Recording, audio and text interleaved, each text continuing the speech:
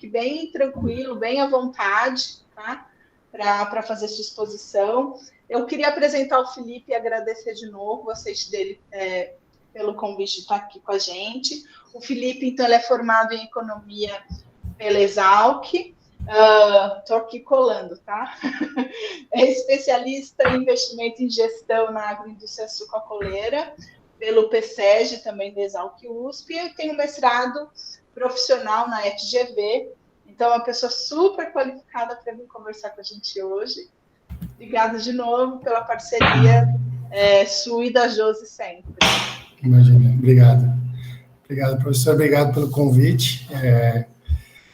Eu tenho uma grande dificuldade em falar em público, né? Então, assim, eu sempre fujo dessas palestras, mas por ser um convite aí de vocês, do Logicom aí, que eu tenho um carinho muito grande, eu falei, vou participar dessa.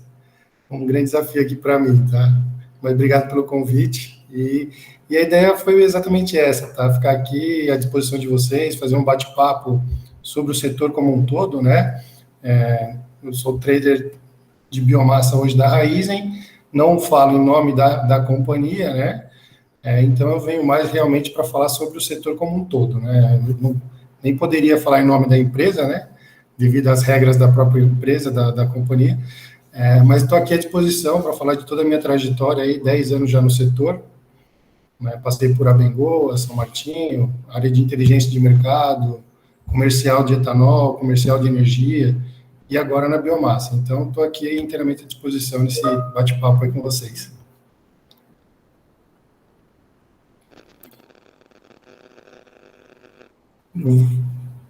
Posso começar aqui? Pode, você quer compartilhar? Pode. Eu montei só alguns slidezinhos só para acompanhar aqui. Deixa eu só pegar. Aí eu vou pedir para os alunos, para o pessoal que está participando, podem mandar perguntas aqui no chat, né, no final. Tá, então, por favor, mandem suas perguntas aqui.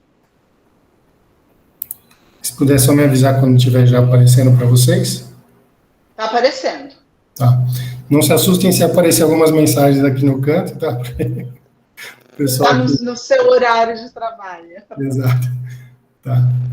Mas vamos lá, então. Eu vou falar aqui um pouco, vou focar um pouco mais na logística de biomassa, mas como eu comentei com vocês, estou inteiramente à disposição para falar do setor como um todo, tá?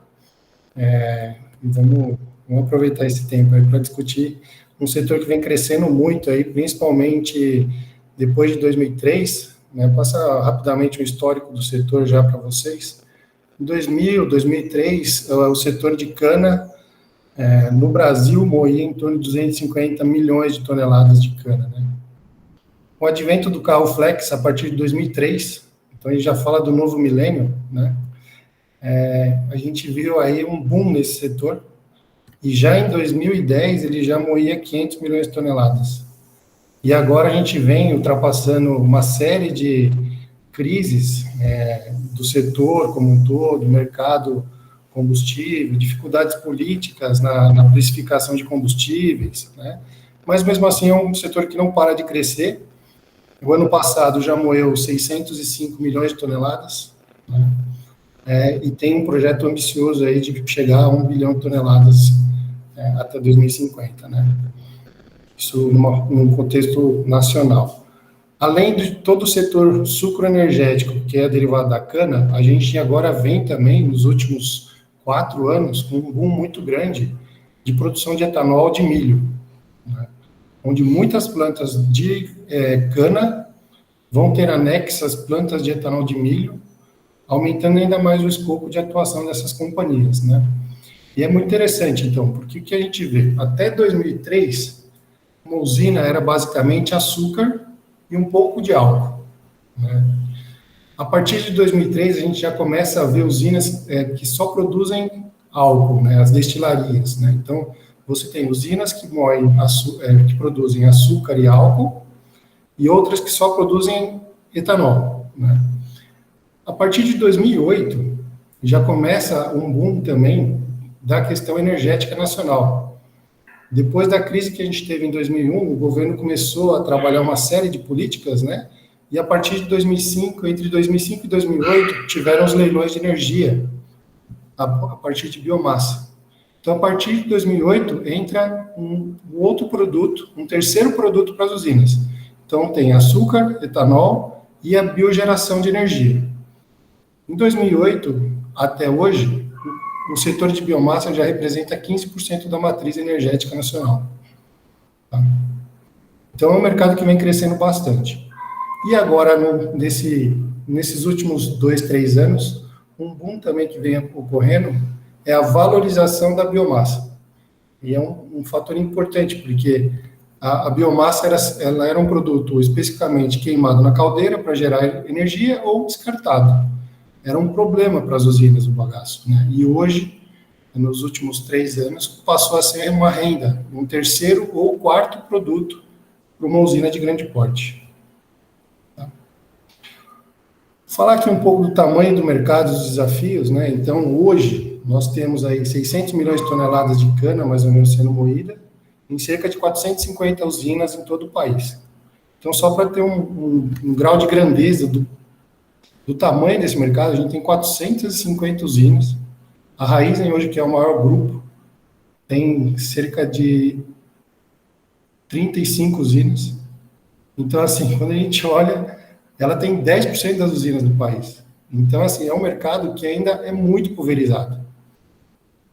A maior companhia do setor tem apenas 10% do mercado. Quando você vai para o mercado de combustíveis, você tem 70% do mercado de combustíveis que se concentram em 3 empresas: BR, Ipiranga e Shell. Tá.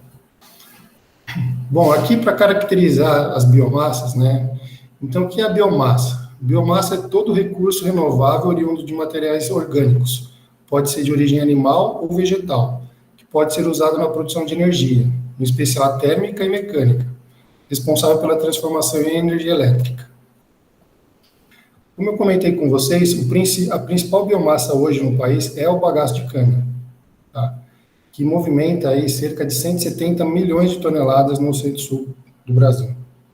Depois vem a madeira, onde as empresas de papel e celulose, elas fazem todo um plantio, principalmente de eucalipto, né? E da colheita desse eucalipto, eles tiram a celulose e um resíduo que sai desse processo é o licor negro. E esse licor negro gera calor para as caldeiras que eles queimam no sistema produtivo do papel e celulose. E além desse licor negro, ainda sobra a casca da madeira, cavacos de madeira, que são vendidos para as outras empresas, como usinas, que podem queimar em outros tipos de caldeira. Tá? E nos últimos anos vem crescendo muito a parte de resíduos agrícolas e industriais. Então, vem produtos aí de todos os tipos. Vinhaça, suco podre, descarte de frigorífico, toda uma questão de resíduos líquidos que são colocados em grandes lagoas, fechados, né, com uma grande lona, que fica fermentando e gerando o gás metano. Desse gás metano, ele é conduzido para queima, movimentando geradores para a produção de energia elétrica, ou ainda ele é filtrado, tá? E ele vai sendo destinado para o biometano na substituição de diesel, tá? Que é uma tecnologia que vem crescendo muito, já tem grandes marcas como Scania, Mercedes testando esse tipo de veículo, onde o biometano vai ser um substituto ao diesel convencional que a gente tem hoje. Isso traz uma grande oportunidade para as usinas, porque elas podem se tornar cada vez mais autossuficientes. Então, tudo que entra na usina praticamente não sai mais. Ela fica no fluxo de produção interna dela, ela praticamente já não tem quase resíduos sendo descartados. Tudo ela reaproveita no sistema produtivo dela. E aqui só para mostrar, então, um panorama de como é que estão distribuídas as usinas de cana no estado de São Paulo, né? Pode ver que abrange praticamente todo o estado, né? Tirando a região da grande metrópole e região de Serra. São 250 usinas só no estado de São Paulo. Muitas vieram nesse segundo boom, a partir de 2008. Então, tem usinas muito modernas. Então, é até interessante de acompanhar que você tem usinas muito antigas, como engenhos que viraram usinas de pequeno porte, então capacidade de moagem de 1,5 milhão de toneladas, ou até menos de 1 milhão de toneladas em alguns casos, e você tem ao mesmo tempo a maior usina do mundo, que é o caso da São Martinho em Pradópolis, que moe 10 milhões de toneladas em uma única unidade. Então, São Paulo, ele concentra 60% de toda a moagem do Centro-Sul Nacional. Tá? Isso representa algo em torno de 102 milhões de toneladas de bagaço que são produzidos e consumidos no estado. Tá?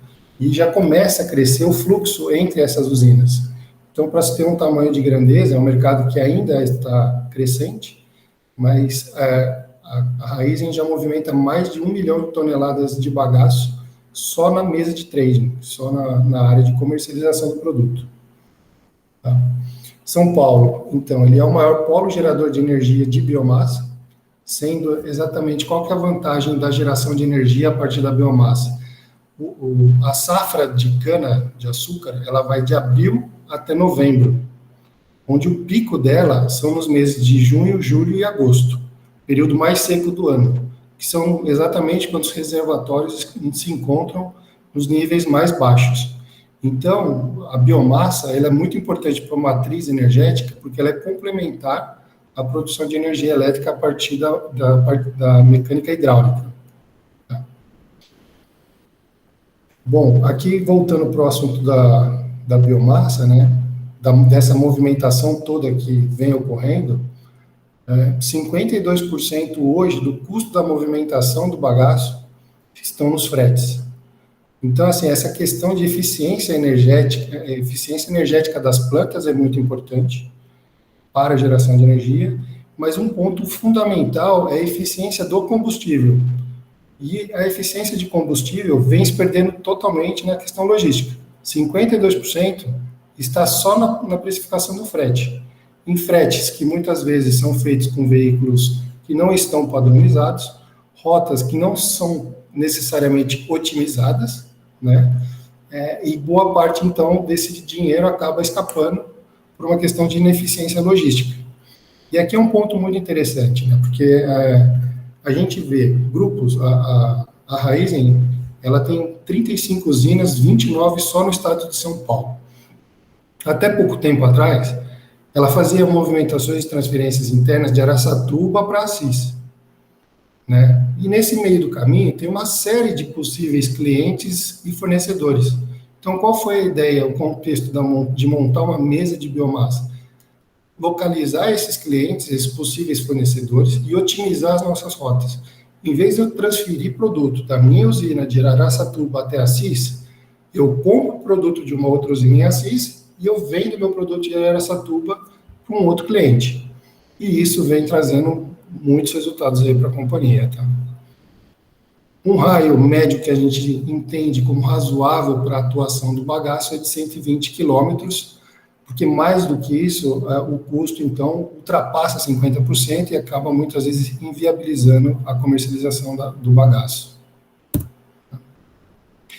E esses são os tipos de veículos que a gente vê hoje no mercado. Como a gente vem comentando, né, não só no setor sucroalcooleiro, como em outras séries de setores, a gente vê uma disparidade muito grande entre tipos de veículos e eficiências operacionais, né? Então, aqui a gente tem o veículo gaiola, que tem uma idade média de 15 anos, né?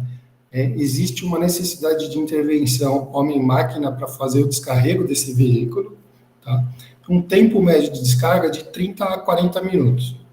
E um preço de frete, que aí, obviamente, depende de onde ele está, mas, em média, R$50, aí, pegando o preço médio do estado como um todo. Tá? E você tem o piso móvel, que são veículos muito mais modernos, com média de idade de 5 anos, e a descarga dele é autônoma. Então, não precisa de intervenção nenhuma de outra máquina ou de outros homens para fazer o descarrego do produto. O tempo médio de descarga é 15 minutos, então ele ainda é muito mais eficiente para descarregar em tempo também, e o frete costuma custar em torno de 20% acima do frete do gaiola. O que a gente já vê que aqui tem uma diferença de eficiência muito interessante. Então, quando o pessoal pega preço de frete, se for analisar só o preço de frete, acaba contratando gaiola, mas quando a gente faz todos os custos envolvidos da operação logística de descarregar esses produtos, muitas vezes as companhias já estão preferindo o piso móvel. Qual é o grande problema hoje? A gente tem poucos veículos disponíveis no mercado e uma fabricação que hoje tem uma capacidade de entregar 320 veículos por ano, apenas. Então, isso realmente é muito fora do que o mercado precisa. E aí, até para compartilhar com vocês aqui, vou mostrar 2 videozinhos, não vou mostrar o vídeo inteiro, só para mostrar a diferença de eficiência na descarga desses veículos.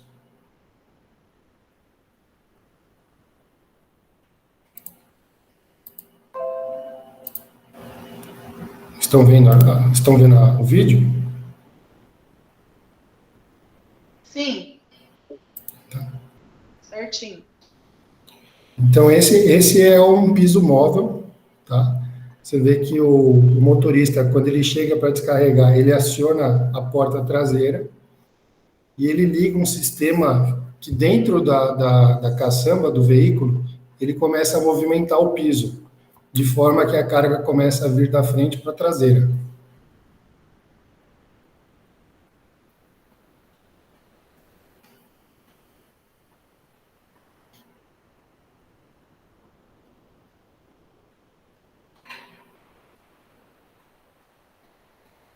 Ô, Felipe, ela só trepida?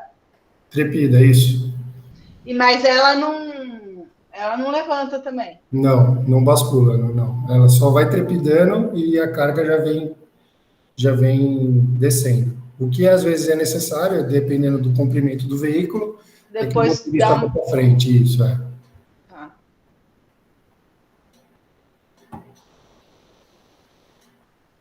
E essa tecnologia foi só para biomassa? Ou tem algum outro produto que usa esse tipo de implemento? Ele acaba sendo meio que conceitualmente usando mais para biomassa porque é muito utilizado na empresa de cavaco, de carvão. Tá. Carvão também usa muito. Minério também acaba usando. Minério acaba usando também. Tá? Mas principalmente biomassa como um todo. Principalmente bagaço e cavaco. Tá? Aqui eu vou parar aqui só para não vou mostrar o vídeo inteiro, mas vamos ver agora a dura realidade da nossa... E isso ocorre na grande maioria das usinas, tá?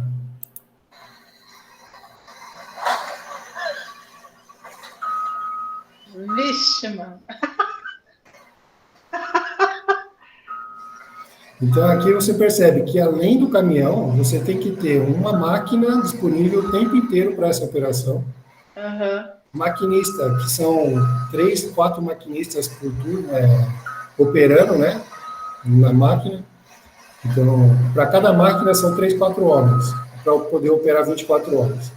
Aqui você envolve não só custo operacional, mas principalmente a questão de segurança. Porque você pode ver que tem um outro cara aqui debaixo do monte. Ai, amigo, sai daí. Exato, exatamente. Então, e ele tem que ficar fazendo essa movimentação de descarregar um lado primeiro, depois ele vai pelo outro lado, descarrega, limpa a roda dos caminhões, depois é que o caminhão sai para a movimentação. Ô, Felipe, em geral, as usinas, elas contratam esse transporte, ou elas têm frota própria, alguma coisa? Não, a grande maioria é frota terceirizada, né? Porque normalmente esses produtos, quando são movimentados, eles não utilizam frota própria. Nem bagaço, nem açúcar, nem mesmo o etanol, né? A maioria são terceiros. E aí aqui é um ponto interessante para a gente discutir, né? Porque quando a gente vê a questão custo-benefício, quando a gente vai para a questão de eficiências, deixa eu só, como é que cancela aqui agora? Aí parou, beleza. Então, o que acontece? Quando você vê a questão de eficiência operacional, tem uma discussão ainda muito grande nas usinas. As usinas ainda, o que elas enxergam? O bagaço, muitas vezes, não é um produto de referência de venda. Então, normalmente, fica para alguém do comercial, num tempo lá que ele está meio disponível lá, ó, a indústria encheu um monte de bagaço, preciso que tira. Liga lá para o comercial, que é um cara que está cuidando de açúcar, etanol, ele está olhando lá a tela de Nova York, câmbio, como é que tá, né? E aí, de repente, tem que parar tudo para vender a biomassa. E aí que ele pega? Ele pega, liga para 3, 4 pessoas e vende o produto. Então, não tem uma eficiência comercial nessa operação. Além disso, na movimentação do produto dentro das usinas, hoje, a grande parte da contratação dos fretes e dessa movimentação toda fica em suprimentos. E qual que é a grande meta de suprimentos? Redução de custo. Então, quando você vai para a redução de custo, numa briga com suprimentos, e você mostra o preço do gaiola e o preço do piso móvel, se você não está bem munido de todas essas informações de eficiência operacional, tempo de descarga e tudo mais, eles acabam optando por contratar o que é mais barato. Então, tem muita dessa discussão ainda, é um mercado que está crescendo demais, biomassa vem numa crescente não só por conta da produção de energia elétrica, que esse ano a gente vê o tamanho da importância de ter biomassa para atender a demanda quando os reservatórios estão mais baixos, mas também todos os projetos de produção de etanol de segunda geração são baseados a partir de biomassa.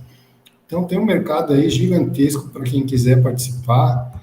Na parte de logística e pesquisas operacionais, né, de otimização, tem um campo violento para ser tratado. Tanto que eu estou com uma dificuldade muito grande de contratação de gente hoje. Com 2 vagas e não consigo contratar ninguém. O pessoal já vai começar a mandar currículo para você. Será bem-vindo, será bem-vindo. Ô, Felipe, uma dúvida. Não, as usinas ainda não têm, quer dizer, algumas, né, tem ainda essa coisa de geração de energia, mas a maioria não consegue aproveitar a própria biomassa? Então, o que acontece? Os investimentos são muito grandes, né, para você converter as caldeiras, porque a maioria das usinas, principalmente no estado de São Paulo, são das décadas de 70. Então, são caldeiras de baixa pressão, que não estão preparadas ou dimensionadas para geração de energia. Então, você precisa fazer um retrofit, fazer investimentos aí na ordem de 200, 400 milhões de reais, né, e que muitas vezes um payback aí de 10 anos. E aí muitas usinas acabam não investindo.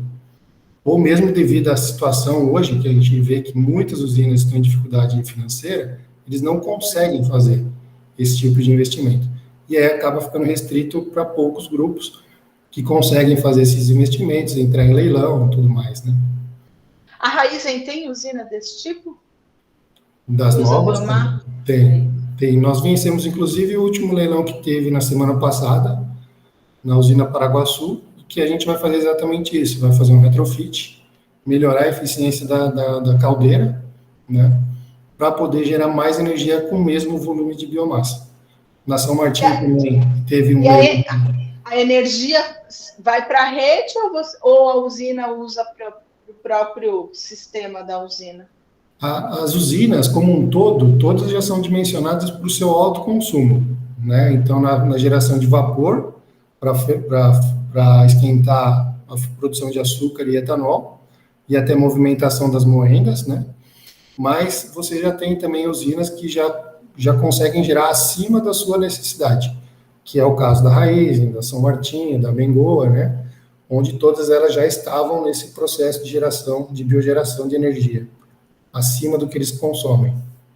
Daí eles vendem para a rede? Vende na rede, muitas vezes já no leilão, né, de energia, onde o governo já faz esse leilão de longo prazo, aí tem leilões de 20 anos, né, estão terminando, os primeiros leilões vão terminar agora, né, e aí vai ter uma disponibilidade muito grande aí para o mercado livre, que a gente chama no mercado de energia.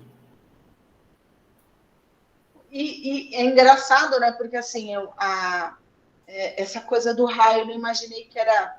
Sabia que eu já tinha uma ideia de, como a gente está falando de resíduo, né, de que esse raio de ação que ainda vale a pena você trazer a biomassa, né, para a usina aí de 120 quilômetros, mas a logística é mais desafiadora também. A gente já fala de logística reversa, dos problemas que a gente tem, por exemplo, com logística reversa, porque resíduo é lixo, né? Se a gente pensa em embalagem vazia de agrotóxico, a gente tem esse problema, ou produtos que não podem ser descartados no meio ambiente, porque precisam ir para incineração ou para um descarte adequado. Mas a gente já tem esse problema porque a gente está falando de produtos que não têm valor agregado, né, muito alto, tão dispersos ali. Então, a logística, a gente está falando de pequenas quantidades, né, que precisam sair do sistema e retornar. Então, em alguma medida, tem um paralelo também com os desafios da logística de biomassa, né? Sim.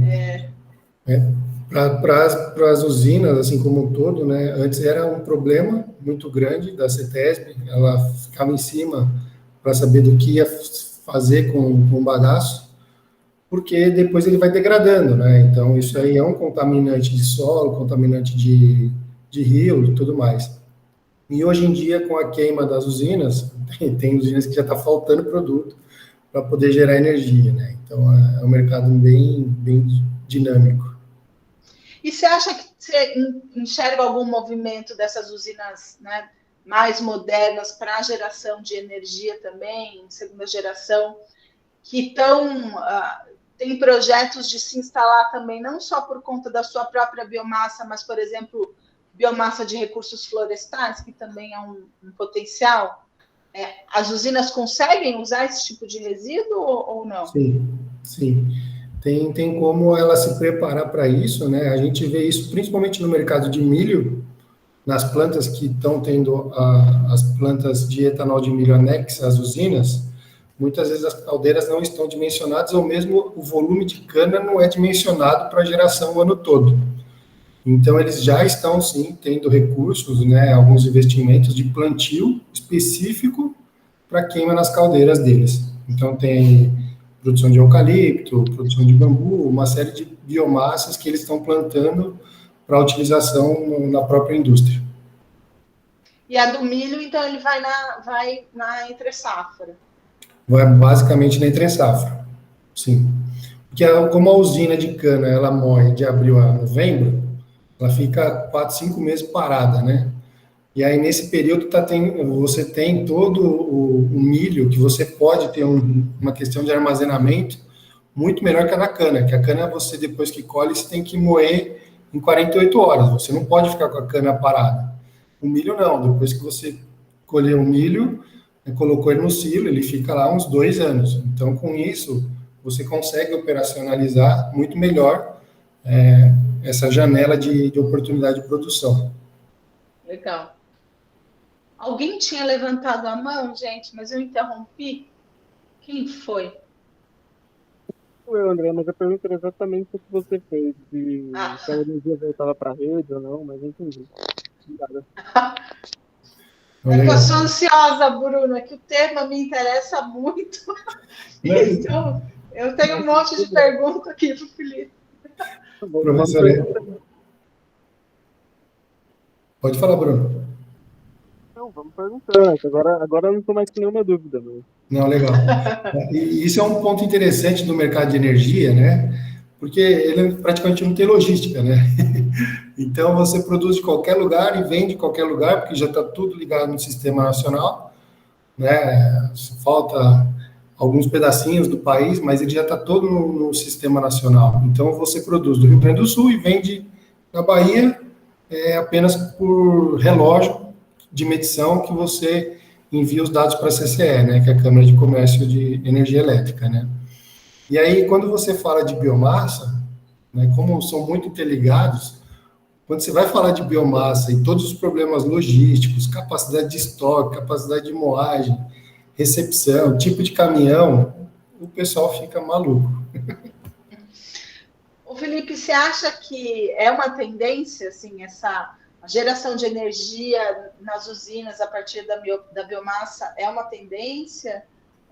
A ideia é que esse modelo veio mesmo para... Ele passou por um boom em 2008, né, onde já teve muitos investimentos. Hoje, o investimento continua, muitas usinas ainda investem em biogeração a partir de biomassa, com uma concorrência muito grande da geração solar e eólica. Então, quando você vê o custo de oportunidade da solar e da eólica para investimentos de longo prazo, solar e eólico, em alguns momentos, ainda é mais vantajoso. Então, para um novo investidor entrar no mercado, provavelmente ele vai entrar nesses dois. Agora, quem já está no mercado de biomassa, com certeza tem ainda um campo muito grande de investimento, de ampliação das eficiências aí para a gente poder crescer nesse mercado. Eu estou monopolizando, Felipe. Tem uma aqui do Marlon. Felipe, sobre as posições que você tem aberto, qual o perfil profissional demandado? Tá. Olha, a gente está procurando um perfil de pessoas que entendam da parte comercial, né? Que fiquem no telefone o tempo inteiro, tem que ter uma paciência em alguns momentos para falar com fornecedores e clientes, mas pessoas também que tenham a visão de mercado e essa noção total dessas dificuldades que a gente tem operacional, né? Então, esse entendimento e agilidade de mudar o processo ou mudar o mercado, os cenários que a gente tem na frente, é muito importante. E hoje em dia é uma dificuldade que a gente tem, professor. Até é interessante tocar um ponto, que a gente tem muitas pessoas que vieram das universidades muito gabaritados em estatística, em softwares, né? Mas que no dia a dia acaba sendo uma dificuldade que a gente tem, porque como é um mercado muito novo, né, os modelos eles acabam ficando muito distantes. Então, é um mercado que é interessante até para estudos acadêmicos de verificar como é que pode ser melhorada essa questão, porque séries temporais praticamente não existem, né? Você não consegue trabalhar um cenário. Se a gente falar só do mercado de cana, de etanol, a gente fala de menos de 20 anos. No mercado de energia elétrica, menos de 10 anos. Então, assim, são históricos pequenos e que, principalmente nos últimos 2, 3 anos, tem tido alterações absurdas. Hoje a gente tem aí comercialização de etanol a R$3, né? O diesel batendo R$7. Isso nunca aconteceu, né? Então, a gente precisa, a seca histórica, então é uma dificuldade muito grande da gente ter essas análises no mercado aqui. Você acha que um profissional com disciplinas como logística e comercialização são importantes? Muito, muito, porque é uma dificuldade do pessoal entender essa necessidade de eficiência do todo, não eficiência de um ponto específico. Então, eu não quero pagar pouco no frete, eu quero ter um custo mais eficiente da minha operação. Eu não posso pensar em ter só um custo operacional para a indústria mais barato. Eu preciso ver se ela está sendo eficiente na geração de energia e, com isso, tendo mais produtos para eu poder vender. Sabe? Eu acho que isso, o mercado de logística e pesquisa traz bastante. E você acha que, para esse mercado de biomassa, você tivesse que listar 3 grandes problemas? Imagino que como você já falou, é a questão da logística, da eficiência das operações, né? E que mais você consegue imaginar aí de desafio para o setor? Bom, número 1 é logística, pelo que a gente comentou já, de transporte e armazenagem. 2, profissionalização do setor como um todo. A gente vê muito... A gente tem agentes do mercado que não são sérios, né? Eu não sei nem como é que dizer, mas assim, realmente é um mercado que ainda não é profissional, é muito amador ainda, dificuldade de implantar contratos, né? Então a gente tem uma dificuldade muito grande em assinar contratos, porque a maioria não quer nem ler o contrato, é assim, quer, não quer, tchau, né? E às vezes você assina um contrato com o cara e ele não vai honrar o contrato, você sabe que ele não vai honrar. Então essa questão de profissionalismo é muito, muito problemático. E a qualidade do produto. A qualidade do produto também é um problema que a gente tem, né? Porque se ele for mal acondicionado, ele vai se degradar muito rápido, e como você não consegue monitorar isso a todo momento, de vários fornecedores, não tem um padrão. Então, você compra bagaço, mas você não sabe o que você vai receber. Então, em termos de umidade, eficiência, poder calorífico, ainda não tem um padrão de qualidade. Então, acho que esses são os principais problemas. Antes de eu ler a pergunta aqui do Matheus, qual que é a vida útil do bagaço? Olha, o bagaço depende muito de como ele é condicionado, né? Então, assim, não tem usinas que cobrem o bagaço, né? Se cobre uma pequena parte. Como ele fica ao tempo, e agora a gente entra no período das chuvas, e as usinas não estão operando, esse produto vai degradando bastante. Então, 6 meses é quase que um limite do que eles entendem como razoável para degradação. O ideal são 3 meses. Tá. Tem uma pergunta do Matheus: além do milho e da cana para geração de biomassa com finalidade energética, existe outra cultura que agrade a indústria? Depende da região que está, né? Então, assim, a gente vê uma expansão muito grande. A Embrapa tem também, na parte de desenvolvimento de biomassa, de bioenergia, essa questão das outras biomassas. Então, a gente tem aí casca de coco, cacau, todos esses daí são biomassas que estão sendo desenvolvidas, principalmente para o mercado nordestino, que atende muito bem a indústria. Basta que a caldeira esteja padronizada para esse tipo de biomassa. Aqui no Centro-Sul, né, principalmente no estado de São Paulo, como você tem toda essa produção de cana e de florestas de papel e celulose, acaba ficando focado eucalipto. Isso,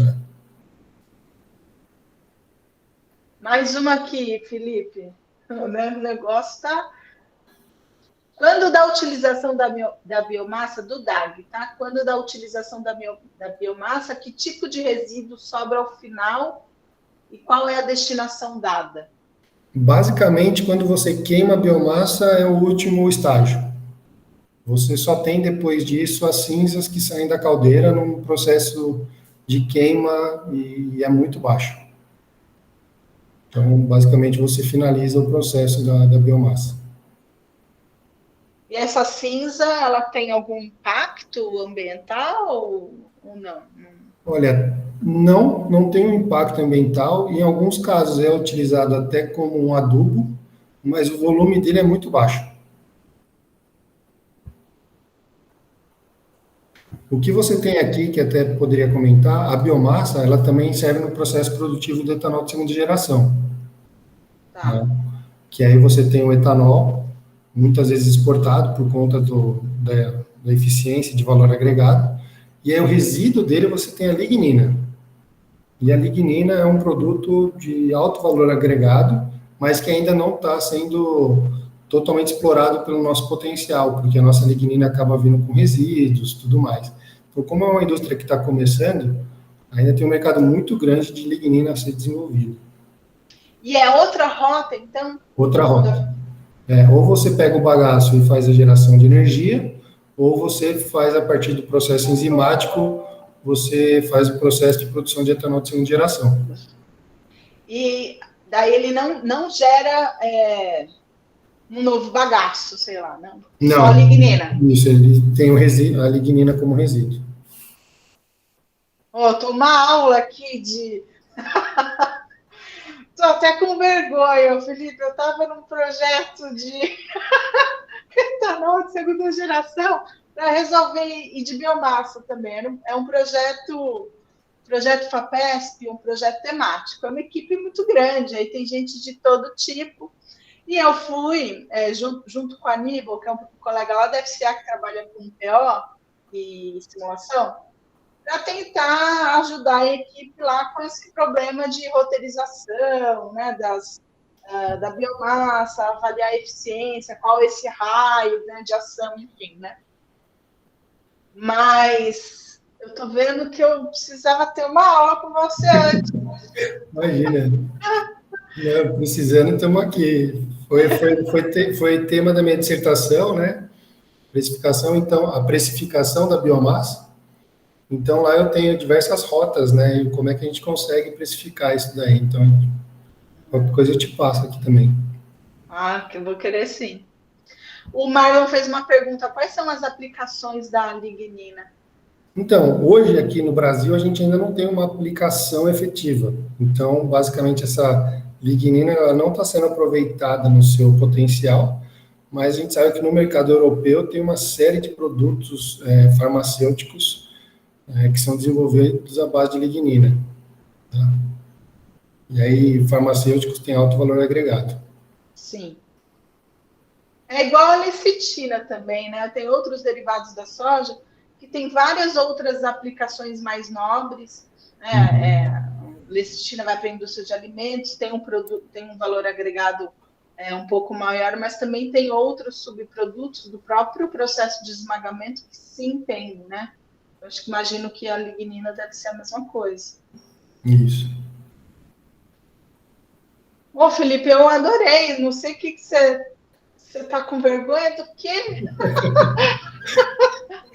Você fala super bem. Imagina. Eu vou te chamar de novo agora.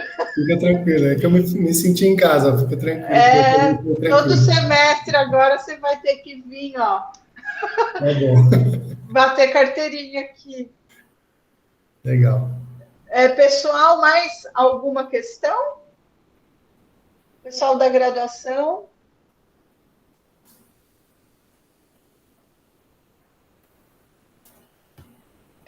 A Mari está perguntando, fora a geração de bioenergia nas usinas, a biomassa também pode ser vendida a empresas de outros setores para geração de energia? Sim. Aí o grande problema é o montante, né? Como o montante é muito grande, acaba que boa parte é destinada para geração de energia, mas existe sim um mercado especializados, né? Então, a partir do bagaço, você pode fazer o pellet, que são aqueles grãos pequenininhos, que servem também para geração de energia, principalmente na Europa, né? Então, aí é calefação residencial que eles usam. Você pode fazer briquetes de bagaço, que são pequenas toras, que parecem toras de madeira, né? Que pode substituir lenha em pizzaria, em lareiras, né? Numa série de produtos. E você também tem, assim, até cama de gato, que são feitas à base de bagaço. Aquela areinha lá, eu não entendo muito. Tem que ter uma caminha para ele poder fazer as fezes todas, né? Sim. E aí lá pode ser feito de bagaço também. Mas ainda assim é uma indústria um pouco menor, né? Em relação à geração de energia. Sim. Essa eu não sabia. A Mari está agradecendo. Mais alguma questão, pessoal? Vamos tentar aproveitar. Foi a primeira vez, Felipe, que a gente tratou de logística de biomassa e do mercado de biomassa. Foi muito bom, porque eu acho que eu acho que é uma discussão, é um mercado que vem para ficar mesmo. Eu sei que ele já vem se consolidando, as usinas, né, foram se adaptando para já essa discussão das usinas de segunda geração, e agora eu acho que por conta do contexto atual de crise energética, crise hídrica, eu acho que isso vai dar mais... vai solidificar ainda mais esse segmento em termos de importância econômica desse negócio. E eu não sei você, mas a minha impressão é que ele se torne também uma importante fonte de recursos para as usinas, principalmente para essas usinas aí mais tecnológicas já, né? Eu acho que ela pode se tornar se tornar ainda cada vez um negócio mais... Não vai ser um problema, assim, né? Temos que gerar energia, vamos usar o resíduo, porque o resíduo era um problema, e estamos achando novos redirecionamentos para os resíduos. Mas eu acho que, enquanto negócio, eu acho que ele vai ser uma carteira que vai ganhar cada vez mais destaque. Isso, é o que a gente vem percebendo. Em 2014, né, na safra 14 e 15, a gente tinha controle de preço do etanol por conta do controle de preço do governo na gasolina, e a gente tinha um mercado depreciado de açúcar. Né? Então, naquele momento, as usinas só conseguiram sobreviver, as principais usinas conseguiram sobreviver com a renda da geração de energia. De energia lá. Né? E aí, hoje, esse ano já está ao contrário, né? Com preços altos de etanol, preços altos de açúcar, você tem ainda preços muito elevados de energia. Então, assim, as usinas que mantiveram esse investimento vão sair bem contentes esse ano. Pena que a produção está ruim por conta da seca, né? Vai moer menos cana, mas preços não tem do que reclamar. Pois é. É o que a gente brinca aqui. Só o nosso bolso que está triste. É o que a gente está bem triste. Que a gente fica bem contente com esses preços altos até às 6 da tarde. Depois a gente chora. Bom, ó, tem PLR na Raízen? Tem. Ah, então, aí você vai ficar feliz no final do ano.